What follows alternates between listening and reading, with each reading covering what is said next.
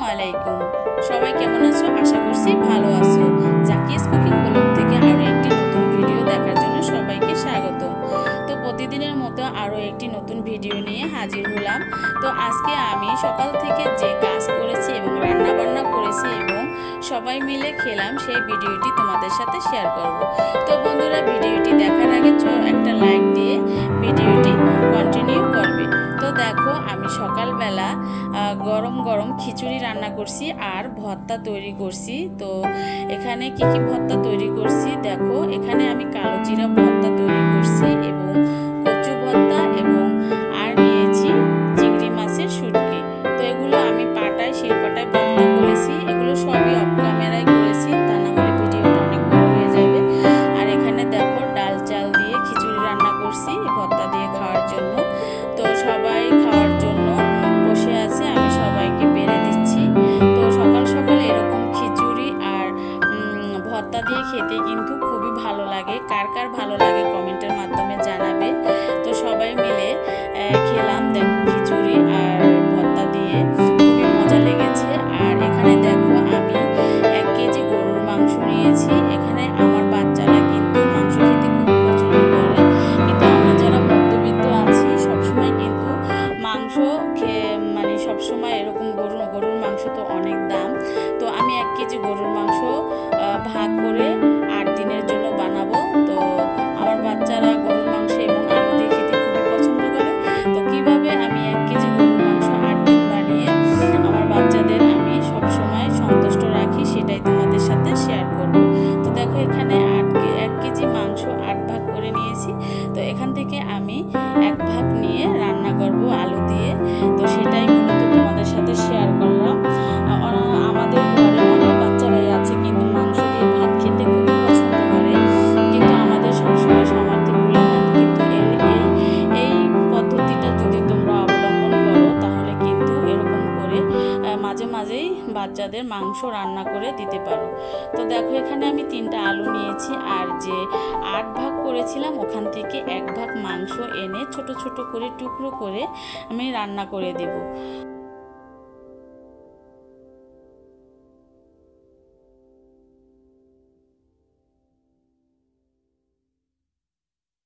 এই টিপসটা তোমাদের সাথে শেয়ার করলাম। তো দেখো, মাংসগুলো ছোট ছোট করে টুকরো করে নিলাম। তো সবসময় তো আর খাওয়া হয় না, আমরা যখন সবাই মিলে খাই তখন তো অনেক বেশি করে রান্না করি। তো মাঝে মাঝে আমার বাচ্চাদের যখন ভাত খাইতে চায় না তখন কিন্তু এরকম ছোট ছোট টুকরো করে আমি মাংসগুলো রসা করে দিই, মানে আলু দিয়ে ভুনা করে দিই।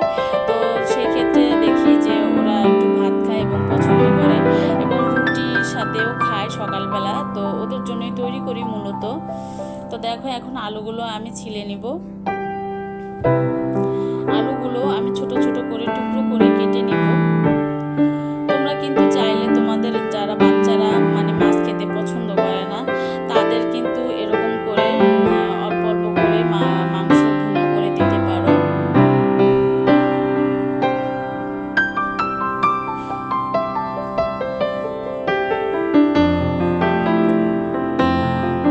আমরা যারা মধ্যবিত্ত আছি সবসময় কিন্তু ভালো মন্দ ওরকম করে খাওয়া যায় না। তো বাচ্চাদের জন্য সেই ক্ষেত্রে এরকম মানে টিপসটা করতে পারো তোমরা।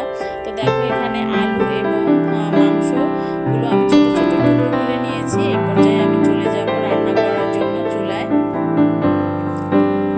তো প্রথমে আমি মাংসের টুকরোগুলো দিয়ে দিলাম। দেখো, আমি এটা হাতে মাখিয়ে অল্প সময়ে রান্না করব। এটা খেতে কিন্তু দারুণ লাগে।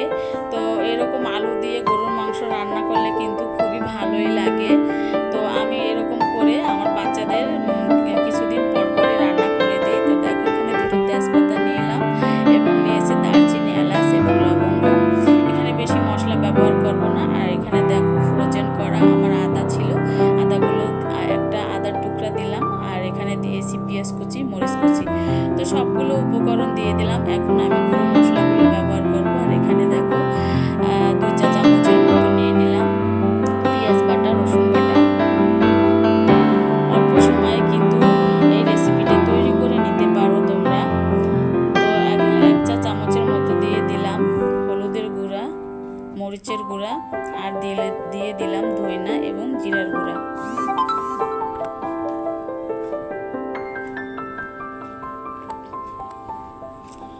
তো সবগুলো উপকরণ দেওয়া হয়ে গিয়েছে। এই পর্যায়ে পরিমাণ মতো তেল দিয়ে দিলাম। এখন স্বাদ মতো দিয়ে দিব লবণ। তো সবগুলো উপকরণ দিয়ে আমি এটাকে হাতে ভালোভাবে মাখিয়ে নিব। এরকম হাতে মাখিয়ে মাংস রান্না করলে কিন্তু ভালোই লাগে খেতে। তো এরকম ঝটপট করে তোমরাও তৈরি করে দিতে পারো, তোমাদের বাচ্চাদের এরকম রান্না করে দিতে পারে এবং নিজেরাও খেতে পারো।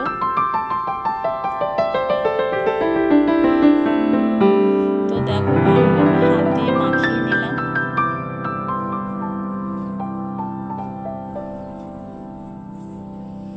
এই পর্যায়ে অল্প কিছু পরিমাণে পানি দিয়ে আমি হাতটা ধুয়ে নেব, হাতে যে মশলাগুলো লেগেছিল। এখন একটা ঢাকনা দিয়ে আমি এগুলোকে ভালোভাবে কষিয়ে নেব, প্রায় 10 থেকে 15 মিনিটের মতো মিডিয়াম আঁচে জাল করে। তো আমি রান্নাটা বসিয়ে আমি একটু ঘরটা পরিষ্কার করব। তো আমার ঘরে যে ফুলগুলো ছিল ওই ফুলগুলো ময়লা জমেছে, তো এগুলো একটু পরিষ্কার করে নিব, রান্নার ফাঁকে ফাঁকে কাজ করে নিব। তো আমি কিন্তু সব সময় রান্নার ফাঁকে ফাঁকে এরকম করে কাজ করে থাকি, তাহলে কি হয় সময়টা সাথে ধরে সব কাজ সম্পূর্ণ করা যায়। তো যাদের ঘরে ছোট বাচ্চা আছে এরকম কিন্তু রান্নার ফাঁকে ফাঁকে কাজগুলো সেরে নিলে তাড়াতাড়ি কাজ হয়ে যায়। তো দেখো এখানে ফুলগুলোর গায়ে কিন্তু ভালোই ময়লা পড়েছিল, তো ওগুলো পরিষ্কার করে নিব। তো প্রতিদিন তো তোমাদের সাথে রান্না শেয়ার করি, ঘরের কাজ শেয়ার করি না। আজকে একটু ঘরের কাজ শেয়ার করলাম রান্নার ফাঁকে ফাঁকে। তো এই ফুলের টবটা সাজানো হয়ে গিয়েছে, তো আর একটা ছিল ওটাও ময়লা পড়েছে, ওটাও পরিষ্কার করে নেব একইভাবে। বাইরে যে এত ময়লা ধুলো, মানে এক সপ্তাহ যায় না সবগুলোর গায়ে আবার ময়লা পড়ে যায়। ফার্নিচারগুলোতে ময়লা পড়ে এবং ঘরে যে ফুলগুলো আছে সেগুলো তো প্রচুর পরিমাণে ময়লা পড়ে।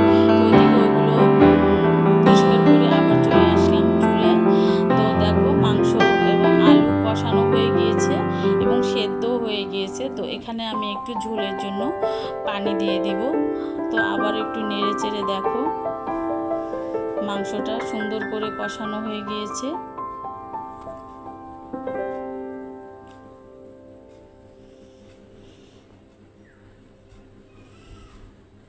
তো আমার বাচ্চারা কিন্তু একটু ঝোল ঝোল খেতে পছন্দ করে, তোমরা চাইলে ভুনা করে খেতে পারো। তো আমি ওদের জন্য একটু হালকা ঝোল ঝোল করে রান্না করব।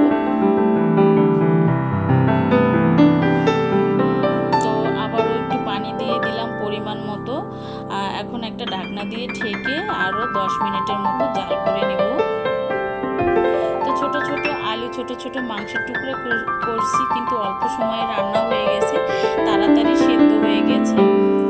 তো রান্নাটা বসিয়ে চুলায় এক সাইডে বসিয়ে দিব, আর এক সাইডে আমি ভাত বসাবো। এই ফাঁকে আবার অন্য কাজও করে নিয়েছি আমি।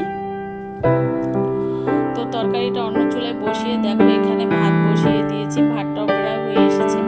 তো চুলায় ভাত বসিয়ে তারপরে আমি একটু ফার্নিচার পরিষ্কার করব, সেটা তোমাদের সাথে শেয়ার করব।